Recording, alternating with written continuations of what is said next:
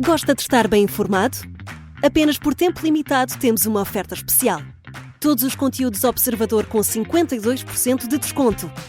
Ler as notícias que importam, ao minuto, artigos de opinião sem restrições ou acesso antecipado aos Podcast Plus e muitos mais benefícios.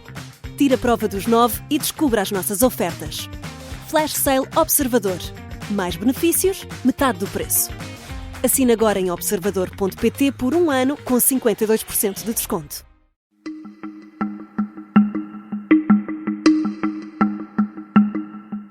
Esta é a história do dia da Rádio Observador. PS e Governo querem mesmo negociar a proposta de orçamento?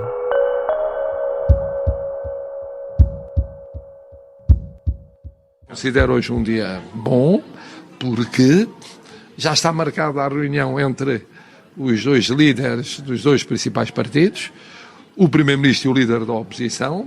É um primeiro passo, espero que seja um de vários passos. Segunda-feira foi um dia bom para o Presidente da República, que pressiona os partidos para entendimentos que permitam viabilizar a proposta do Orçamento do Estado para 2025. Em declarações públicas, os vários atores políticos têm contribuído para o aumento da tensão, escondem o jogo, tornando imprevisível o resultado da votação final global da proposta do orçamento. Isto ao mesmo tempo que decorrem conversas entre o Governo e esses mesmos partidos com assento parlamentar. Se a proposta de orçamento não passar, o país pode mesmo ir a eleições. E é sobre isto que vou conversar com Rita Tavares, jornalista da secção de política, grande repórter do Observador. Eu sou o Ricardo Conceição e esta é a história do dia de terça-feira, 24 de setembro.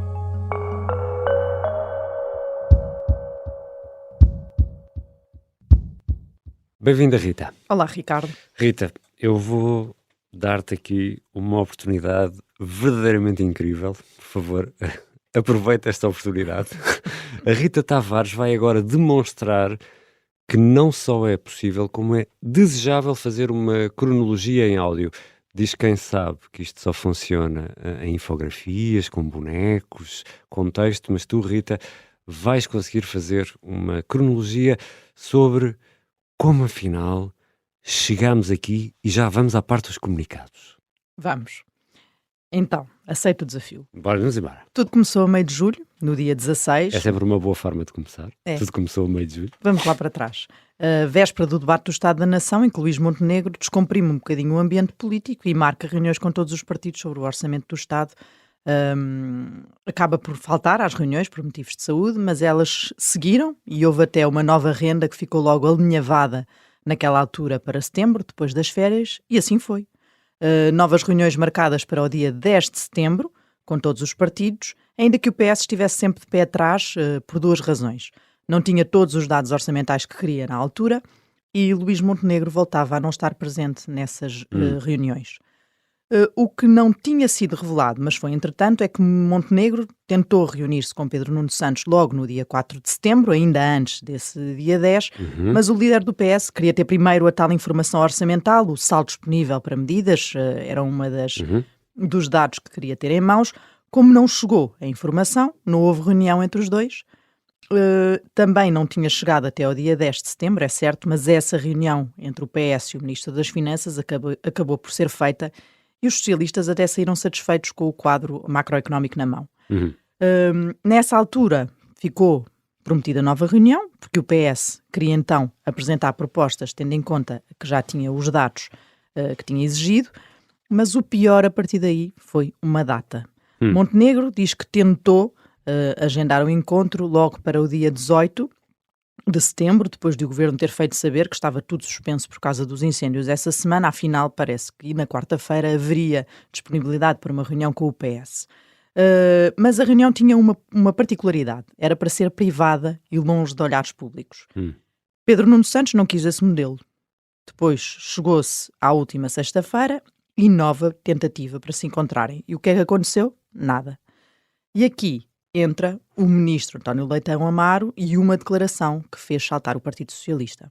Vamos à espera das medidas, propostas, sugestões do Partido Socialista. Suspense para esse efeito vem da parte do Partido Socialista que ninguém sabe o que é que quer. para o orçamento. Rita, isto correu tão bem ao nível da cronologia áudio que eu não resisto a pedir-te mais uma, porque essa então está mesmo fresca na memória. O que é que aconteceu este domingo, ao final da tarde, domingo à tarde, final de tarde? Estamos a receber o outono, ainda com algum sol, a beber um chazinho, a convidar para um drink de fim de tarde, e de repente somos assaltados por comunicados e mais comunicados. O que é que aconteceu? Então, aqui vou passar dos dias para as horas. Isso é melhor. É mais impressivo. Dia 22, domingo, pelas 18 horas, António Leitão Amaro, Ministro da Presidência, sugeriu que o PS não tem estado disponível para reuniões ao mais alto nível. E às 19h46 o PS emite um comunicado a acusar o Governo de ter cancelado uma reunião e a falar de dificuldades de agendamento, sacudindo as responsabilidades de ser ele o empecilho para haver uma reunião a mais alto nível. Portanto, 19h46. 19h46. 9 minutos depois, às 19h55, o Governo fala em indisponibilidade recorrente do Partido Socialista e o Partido Socialista responde, também via comunicado, às 21h04, a chamar infantil ao Governo. Pelo meio desta guerra de comunicados, marcou a reunião para a próxima sexta-feira. No meio de toda a trama, há, claro, tantas versões como interessados nelas e contradições várias, a começar pela do Governo. Começou por dizer ao Observador que suspendia tudo durante a semana horrível de incêndios, mas afinal tinha ali uma reunião marcada com o PS que queria manter privada para evitar que pudesse cair mal numa semana tão sensível. Mas também há contradições no PS, que não queria reuniões sem dados, mas depois foi a uma, e que não queria condicionar o modelo destas reuniões, disse o Alexandre Leitão por várias vezes, nem queria fazer exigências de quem estaria presente, mas afinal fez várias. E esta segunda-feira tivemos mais um episódio para adensar este drama e esta trama orçamental. Tivemos o Primeiro-Ministro a dizer que não há reuniões secretas na residência oficial. Está aqui a falar de quê, Luís Montenegro? Não de uma, mas de duas reuniões discretas. Já estou quase perdido. Sim. É que estas não são secretas, são discretas, pelo menos na descrição do Primeiro-Ministro.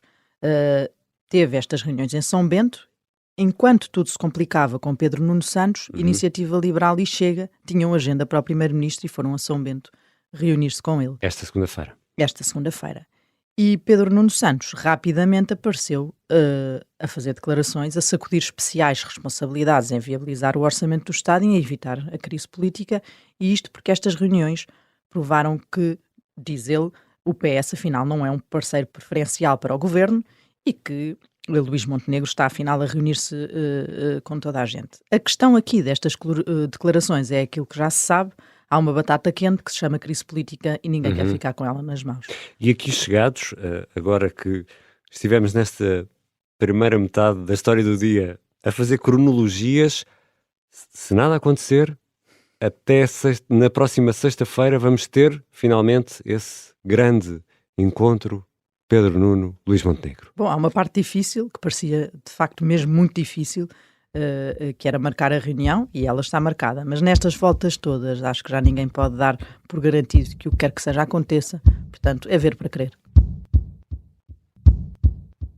Já voltamos à conversa com Rita Tavares, jornalista de política do Observador, e como percebemos consegue fazer de forma interessante cronologias em áudio, não é para todos, acreditem. Afinal, com que espírito entram Governo e PS para as negociações da proposta de orçamento do Estado para 2025?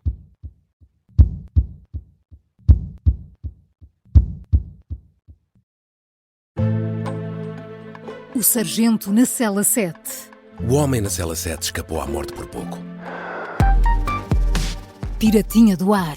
Eu já disse que ele só tem 16 anos. Um espião no Kremlin. Esta é a história escondida de como Putin montou uma teia de poder e guerra. O encantador de ricos. Todos queriam estar com ele, todos queriam ser vistos com ele e todos queriam fazer negócios com ele. Operação Papagaio. Dão-lhe a entender que o melhor é que também fique calado. Matar o Papa. Crono não está só disposto a matar, também está disposto a morrer. Um rei na boca do inferno. A mansão da boca do inferno está cheia de espiões e informadores. Por dentro, e por fora. São histórias que fazem parte dos Podcast Plus do Observador. Pode ouvir no site do Observador, nas plataformas de podcast e no YouTube. Podcast Plus é mais do que um podcast. Estamos de regresso à conversa com a grande repórter Rita Tavares, jornalista da secção de política. Rita, antes de irmos à grande pergunta deste episódio, importa perceber com que estado de espírito ou estado de alma, os políticos dizem que nunca têm estados de alma, se apresentam os negociadores. Por exemplo, do governo, o que é que se podemos esperar? Como é que o governo se vai preparar ou se vai apresentar para esta negociação? São negociações onde os dois chegam, evidentemente, de pé atrás, desconfiados com a outra parte, e no caso do Executivo não é diferente. A questão que se tem colocado do lado do Governo é se há mesmo interesse do Partido Socialista e se há cedências que Pedro Nuno Santos possa fazer onde colocou linhas vermelhas. O Governo vai esgotar de forma paciente, de forma empenhada, de forma aberta, de forma dialogante, todas as possibilidades, a proposta do Orçamento do Estado não seja inviabilizada. E do outro lado, Rita, do lado do PS? Há as linhas vermelhas, as tais linhas vermelhas que Pedro Nuno colocou de forma muito clara, daquilo que não quer no Orçamento do Estado, que é o IRS jovem e o IRC, a redução transversal deste imposto para as empresas, nos modelos em que o Governo a apresentou. Falta saber o que quer e as propostas virão na próxima reunião, sendo certo que nesta lógica de tentar comprometer-se o menos possível com um próximo Orçamento do Estado, Pedro Nuno Santos já disse que quer incluir, não precisa de incluir muita coisa, é coisa pouca.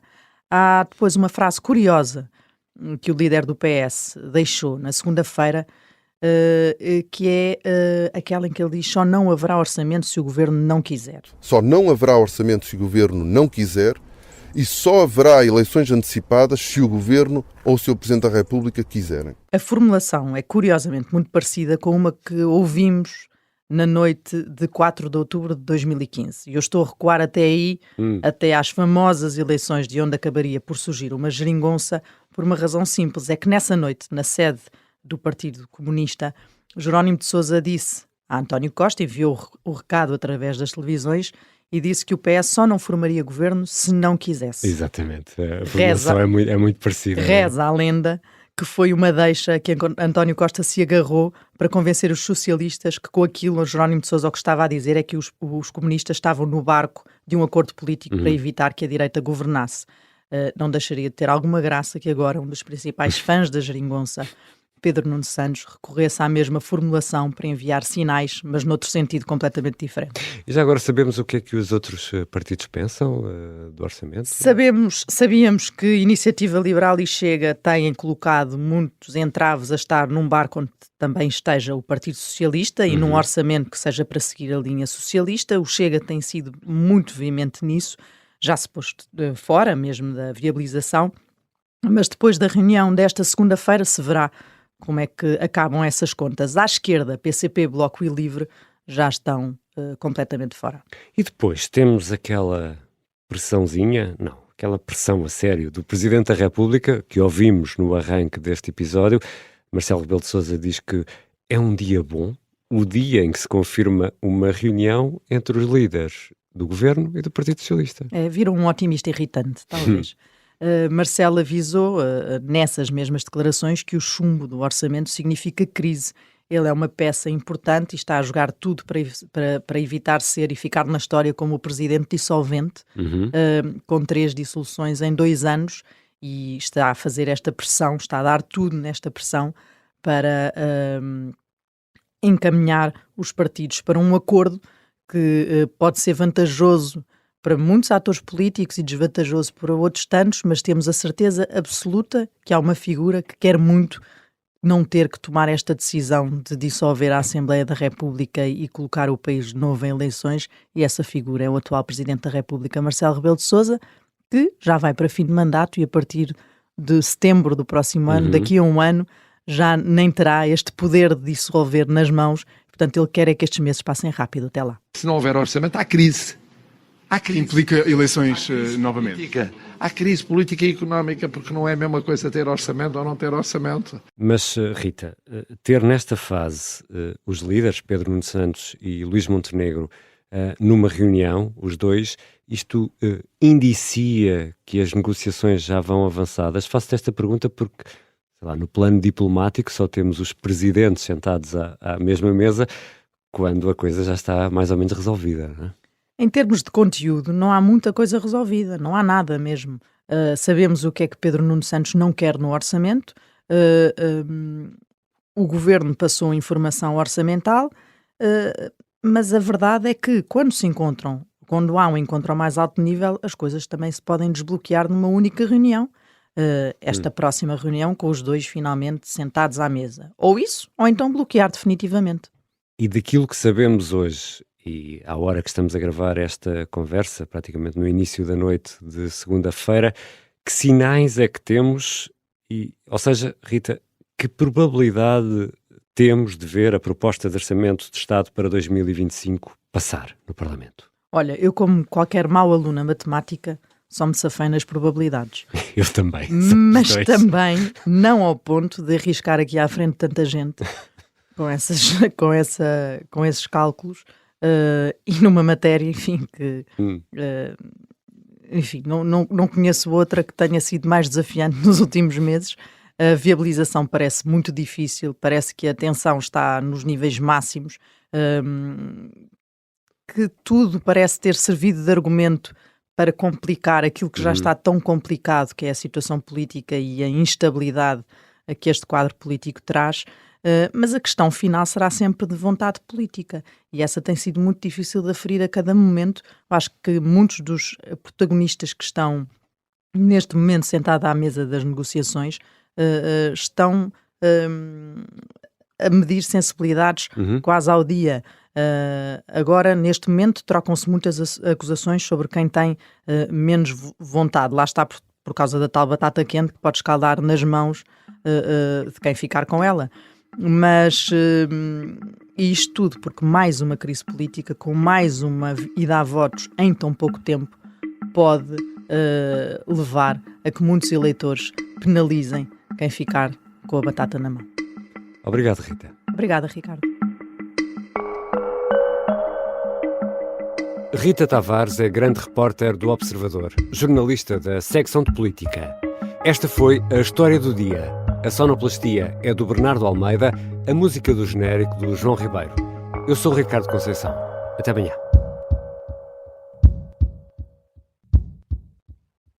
Se gostar deste podcast, pode seguir, dar 5 estrelas e comentar o episódio na Apple Podcasts ou no Spotify.